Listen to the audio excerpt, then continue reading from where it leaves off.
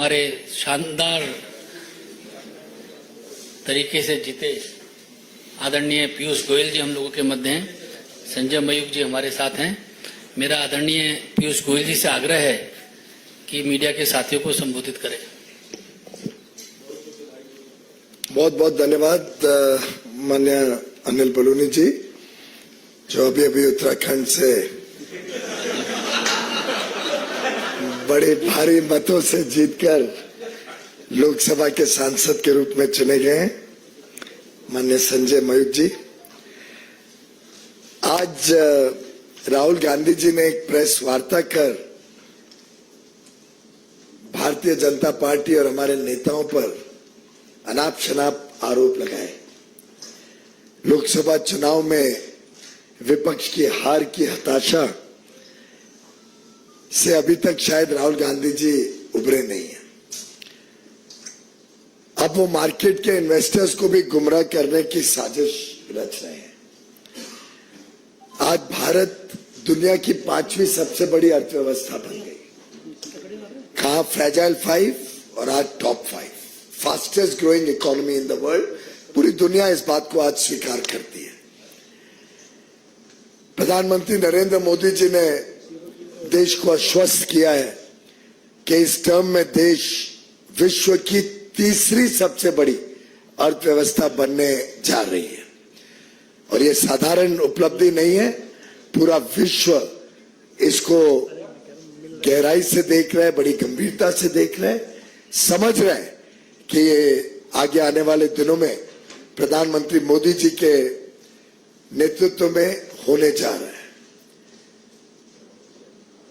फिर एक बार मोदी सरकार आना निश्चित है और शायद इस बात से राहुल गांधी जी बड़े परेशान नजर आते हैं और अपने बयानों के साथ विदेश और देश के निवेशकों को एक भय के वातावरण में निवेश ना करें, इसके लिए उत्साहित करने की कोशिश कर रहे हैं। हम सब जानते हैं कि इक्विटी मार्केट अलग अलग समय पे चुनाव आ रहे हैं, तो चुनाव के हिसाब से अलग अलग आंकड़े जब रिजर्व बैंक पेश करता है, अलग अलग विकास के आंकड़े जब आते हैं, उसके हिसाब से इक्विटी मार्केट में बदलाव होते रहता है। और ये दुनिया भर में इस प्रकार से इक्विटी मार्केट चलती है। कोई बड़ा इवेंट ना भी हो तो भी इक्विटी मार्केट में उतार चढ़ाव साधारणतः चलते रहते हैं। देखना यह रहता है कि लंबे अरसे में इक्विटी मार्केट में क्या हुआ है। और आप सभी भली भांति जानते हैं, देश के लोग, देश के निवेशक जानते हैं कि पिछले 10 वर्ष के सफलतापूर्वक मोदी सरकार के कार्यकाल में हमारा मार्केट कैप पहली बार $5 ट्रिलियन से अधिक हुआ है। यानी 400 लाख करोड़ रुपए से ज्यादा मार्केट कैप का कीर्तिमान प्रधानमंत्री मोदी जी के कुशल नेतृत्व में भारत ने प्राप्त किया है। और आज भारत का जो इक्विटी मार्केट है, ये पहली बार विश्व की 5 बड़ी अर्थव्यवस्थाओं की जो मार्केट कैप है उसमें से एक भारत बना है। उसमें हम ये भी जानते हैं भली भांति कि पब्लिक सेक्टर अंडरटेकिंग्स जो PSUs लिस्टेड है मार्केट में, उसका भी जो मार्केट कैप है वो लगभग 4 गुना मोदी सरकार के कार्यकाल में बढ़ा है। एक डेटा पॉइंट आपको देता हूं जिससे मुझे पूरा विश्वास है भारत की जनता भी बड़ा गर्व महसूस करेगी कि आज से 10 वर्ष पहले जब यूपीए की सरकार थी, जिसका नेतृत्व गांधी परिवार करता था,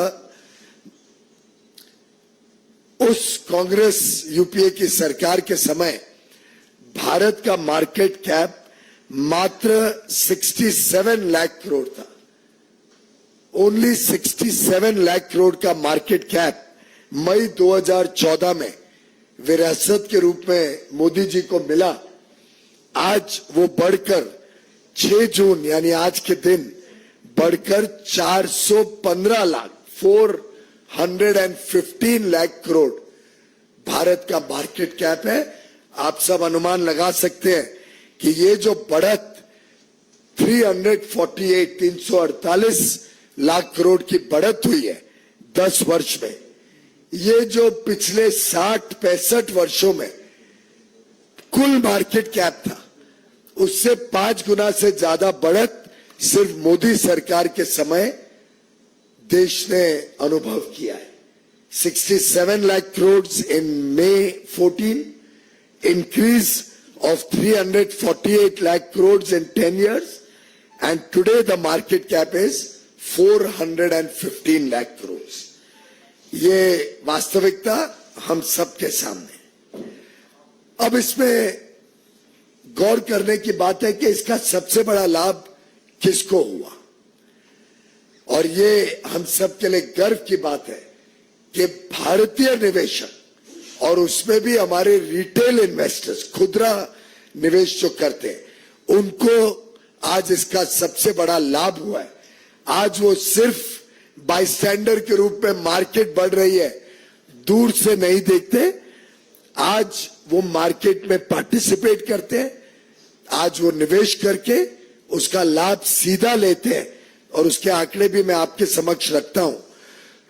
जो फॉरेनर्स की होल्डिंग यूपीए के समय होती थी एफपीआई के माध्यम से, फॉरेन पोर्टफोलियो इन्वेस्टर्स जो निवेश करते थे और उनकी जो परसेंटेज होल्डिंग थी यूपीए के समय वो 21% थी और वो घटकर आज 16% हो गई। यानी फॉरेनर्स की इन्वेस्टमेंट कम हुई है और भारतीय निवेशकों की मालकियत भारत की स्टॉक मार्केट में 79% से बढ़कर आज 84% हो गई। 84% आज भारतीय निवेशक मार्केट में भारतीय मालिकियत के साथ खड़े हैं। जो म्यूचुअल फंड इंडस्ट्री है जिसके माध्यम से हम में से कई खासतौर पे छोटे निवेशक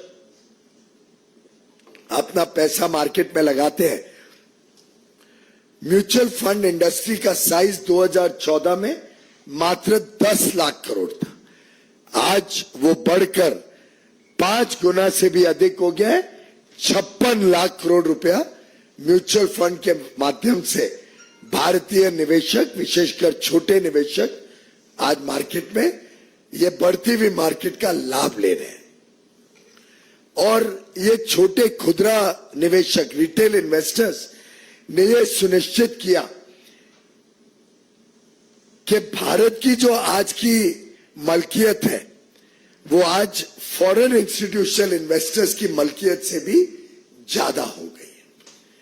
मित्रों, आज भारत के हर पिन कोड में देश के कोने कोने में आज इक्विटी मार्केट में इन्वेस्टर्स आ गए हैं और उसका लाभ आज देश के कोने कोने में निवेशक ले रहे हैं। जब भारत वैल्यू क्रिएट कर रहे हैं, जब भारत की ग्रोथ स्टोरी, भारत के विकास के कारण मार्केट में वैल्यू क्रिएट हो रही है, उसका लाभ देश के कोने कोने में निवेशक ले रहे हैं। करोड़ों निवेशक आज इक्विटी मार्केट में या तो सीधा डायरेक्टली या म्यूचुअल फंड के माध्यम से या एम्प्लॉयज प्रोविडेंट फंड के माध्यम से या एनपीएस पेंशन फंड्स के माध्यम से या इंश्योरेंस प्रोडक्ट्स के माध्यम से, ये अन्य अन्य तरीकों से आज भारत के छोटे निवेशक इस बढ़ती हुई मार्केट का लाभ उठा रहे हैं। और दुनिया में आज भारत की जो मार्केट है, इक्विटी मार्केट है, इसको पूरे विश्व में आज इज्जत भी है, स्वाभिमान भी है। इसको बड़ा वेल रेगुलेटेड मार्केट माना जाता है। सेबी को कई कीर्तिमान मिले हैं विश्व में उनकी रेगुलेटरी प्रैक्टिसेस के लिए, और उसी के कारण आज हमारी मार्केट चाइना की जो वैल्यूएशन मापदंड रहते हैं उससे भी अधिक भारत की मार्केट को मापदंड दिए जाते हैं, उन मापदंड पे भारत की मार्केट को वैल्यू दी जाती है, क्योंकि लोगों को विश्वास है भारत पर, भारत की सरकार पर, भारत के नेतृत्व प्रधानमंत्री नरेंद्र मोदी जी पर। और ये तभी हो पाया जब एक बड़ा मैच्योर्ड, समझदार और समझदारी से निवेश करने वाला छोटा खुदरा निवेशक मार्केट में बड़े पैमाने पे आए। और देखिए मजेदार बात कि गत दिनों में, 4-5 दिनों में भारत के निवेशकों ने कैसे विदेशी निवेशकों से भी ज्यादा समझदारी बरती और उसका मार्केट का लाभ लिया। आप अगर देखें तो अप्रैल और मई में जब मार्केट बढ़ रही थी तब फॉरेनर्स ने मार्केट में बेचा और भारतीय निवेशकों ने उसका लाभ लेके उसको खरीदकर ये जो बढ़त हुई है गत 2 महीनों में, उसका लाभ भारतीय निवेशकों को मिला। भारत के निवेशक, चाहे वो खुदरा निवेशक हो या डोमेस्टिक इंस्टीट्यूशनल इन्वेस्टर्स हो, जिसका फायदा भी सीधा भारतीय निवेशकों को मिलता है। अगर हम गत 3 दिनों की बात देखें तो जिस दिन एग्जिट पोल अनाउंस हुआ उस दिन भी फॉरेनर्स ने बेचा। जब एग्जिट पोल अनाउंस हुआ उस दिन भी,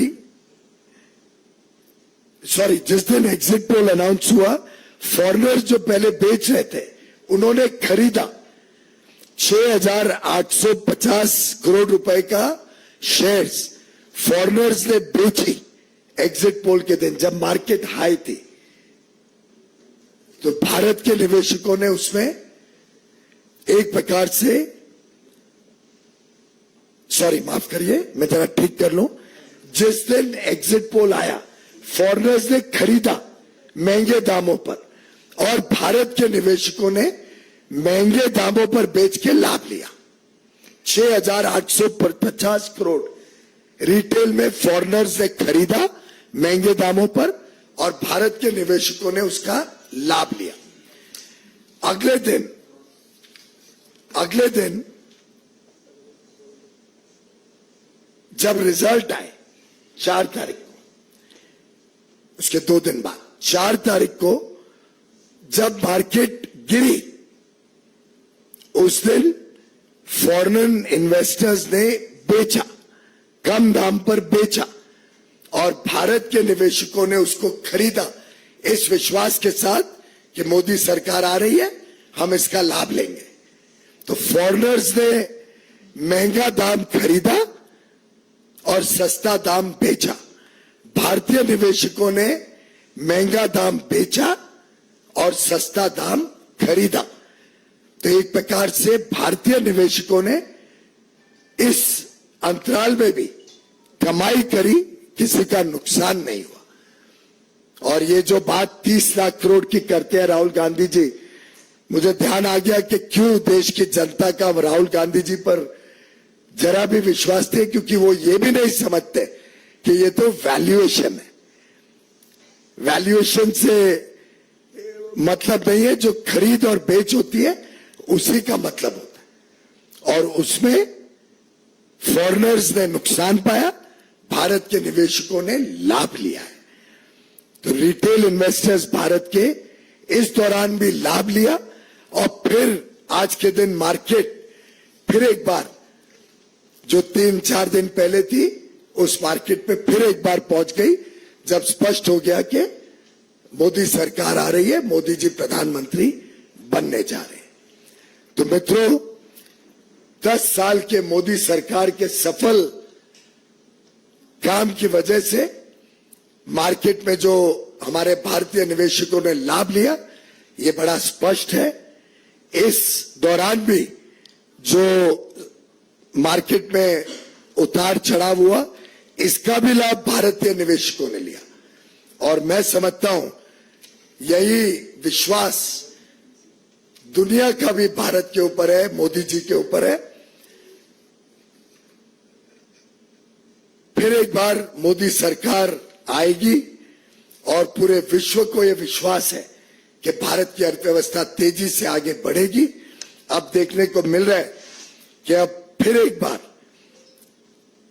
भारत की स्टॉक मार्केट भी ठीक है, इस अंतराल में भी भारतीय निवेशकों ने लाभ लिया है।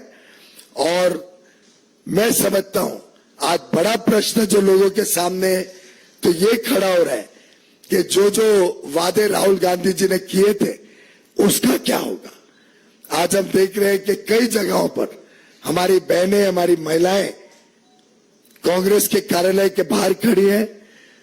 कर्नाटक, तेलंगाना, हिमाचल की सरकारों से पूछ रही हैं कि वो जो 1 लाख रुपए प्रति महिला को देने का वादा राहुल गांधी जी ने किया था, अब वो उसको पूरा करे।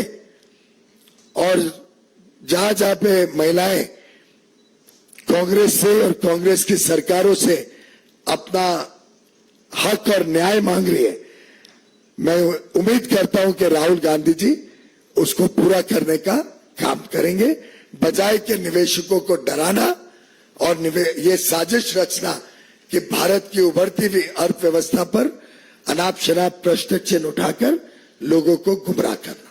बहुत बहुत धन्यवाद।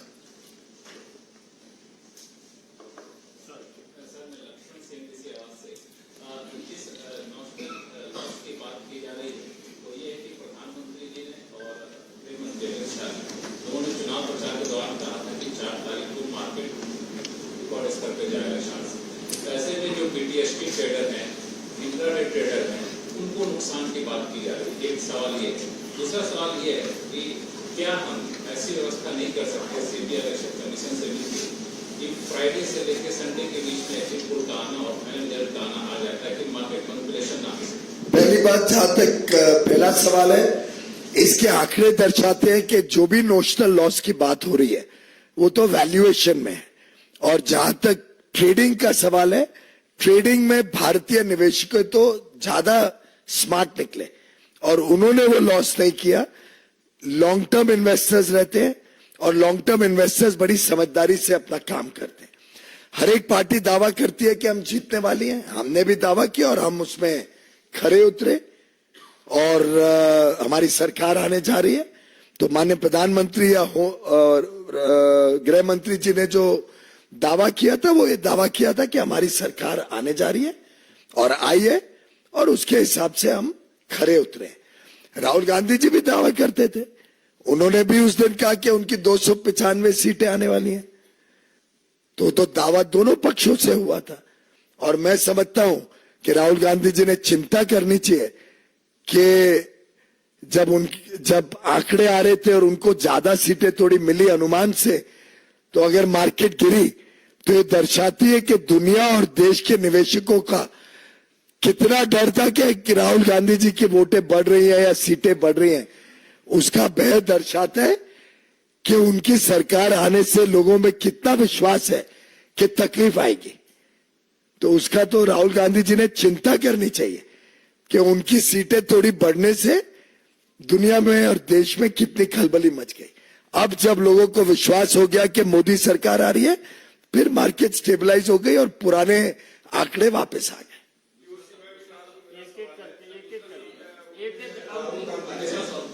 राहुल गांधी ने ये कहा है कि ये सबसे बड़ा अब तक का स्कैम है और उन्होंने जेपीसी की मांग करता है। वो तो कई सारी बातें उन्होंने कई बार कही हैं जो बेबुनियाद रहती है। और मैंने अभी आंकड़ों के साथ आपको बताया कि ना तो कोई उस प्रकार का लॉस है और स्टॉक मार्केट इंट्रिंसिकली उसका स्वरूप ही ऐसा है कि उसमें उतार चढ़ाव स्वाभाविक रूप से होता है और इस उतार चढ़ाव का लाभ भी खुदरा व्यापारी में खुदरा निवेश में भारतीय निवेशकों को ही हुआ है। तो बेबुनियाद है, उसमें तो कोई मतलब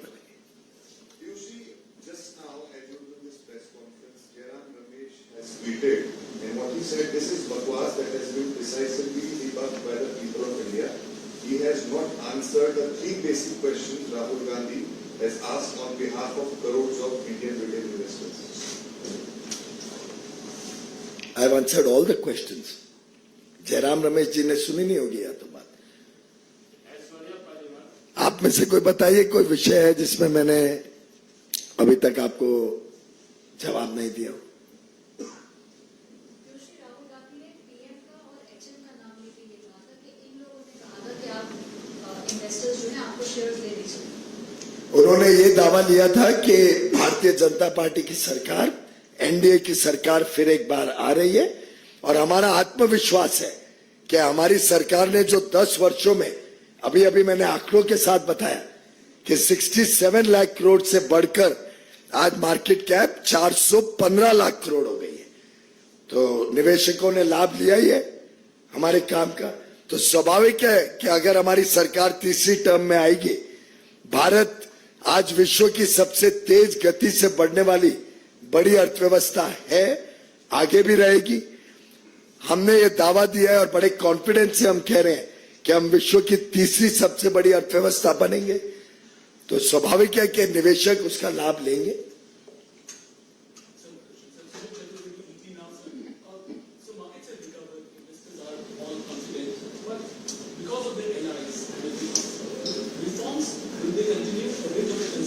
All reforms will continue. The country is poised for a bright future ahead. We are delighted that our allies are equally progressive. Whether all our NDA allies are progressive parties, they support reform, they support what is good for the people of India, and they understand that the 10 years of the Modi government have taken the country to newer heights and have the confidence that under Prime Minister Narendra Modi's able leadership and the big vision with which he has taken the country to today's position of being the world's fastest growing large economy, they are confident that under his leadership, this country will continue to do better and better and become the world's third largest economy while continuing the growth that we are witnessing in the last few years.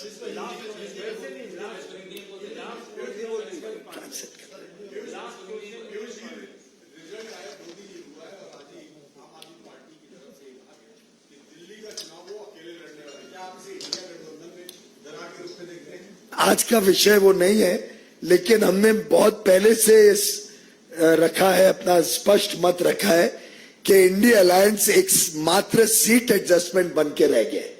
आप देखते हैं कि दिल्ली में एक दूसरे के खिलाफ लड़ते हैं, पर एक दूसरे के साथ लड़ते हैं, पंजाब में एक दूसरे के खिलाफ लड़ते हैं, आम आदमी कांग्रेस। वैसे ही कांग्रेस और लेफ्ट पार्टीज केरल में एक दूसरे के खिलाफ लड़ते हैं और फिर एक मित्रता और दोस्ती का ढोंग दिखाते हैं लोगों के सामने।